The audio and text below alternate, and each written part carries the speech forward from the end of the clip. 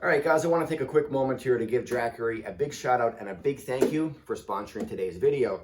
Now, you guys know that Jackery has been our premium power supply choice for shooting, recording, providing all of our power requirements for our electronics over here at the winter camp in order to get these videos out to you guys. Now, every year, Jackery has a brand new release of a new product. And on May 12th is Jackery Day, and they will have a worldwide online event, and they will release and show you guys what the new product will be for 2022. Now, this one here is my Jackery 1000 Explorer. We've been using this for a couple of years.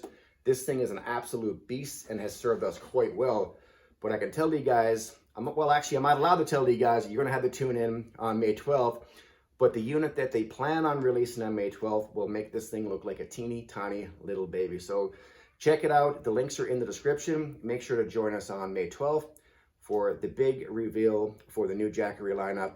And you guys are definitely going to enjoy it. Anyone looking for an off-grid power solution for, cabins, canvas tents, or if you are living in an RV or in a van, or even just traveling, these things are an absolute essential tool for any off-grid activity. So make sure to check it out. A big thank you again to Jackery, and back to the video.